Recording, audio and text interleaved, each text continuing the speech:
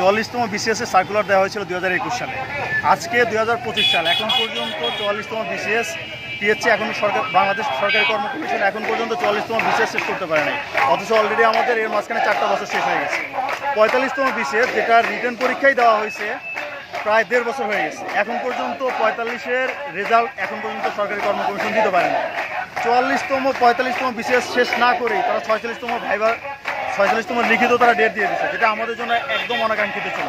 At the same time আমরা যখনই বলে আসতেছি বিএসসি দীর্ঘসূত্রতা কমানোর জন্য, তারা এর মাঝখানে আবার নন ক্যাডার অন্যান্য নার্সের ভাইবা আর অন্যান্য ভাইবা তারা এর মধ্যে অ্যাড করে দিচ্ছে, যাতে আমাদের যেটা আকাঙ্ক্ষা করতেছিলাম আমরা যে 44তম বিসিএস তাড়াতাড়ি শেষ হবে, তার পরিবর্তে আমরা দেখতে পাচ্ছি অন্যান্য ভাইবা এর মাঝখানে নিয়ে আসার কারণে বিসিএসের যে প্রক্রিয়া আমরা চাচ্ছিলাম সংক্ষিপ্ত হোক, সেটা আরও দীর্ঘতম হচ্ছে।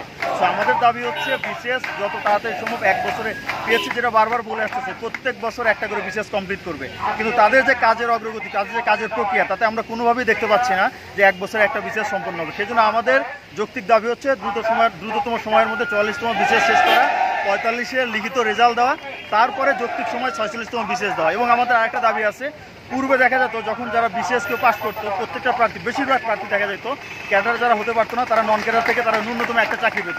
কিন্তু বর্তমান সময় আমরা দেখতে পাচ্ছি যে নন ক্যাডার থেকে এখন খুব অল্প সংখ্যক প্রার্থী চাকরি পাচ্ছে, যেটা আমাদের পূর্বের যে নন ক্যাডার বিধি ছিল, আমরা সেই পূর্বের নন ক্যাডার বিধিটা বর্তমানে বহাল চাই। বর্তমানে যে নন ক্যাডার বিধি আছে সেটা আমরা বাতিল চাই। ধন্যবাদ।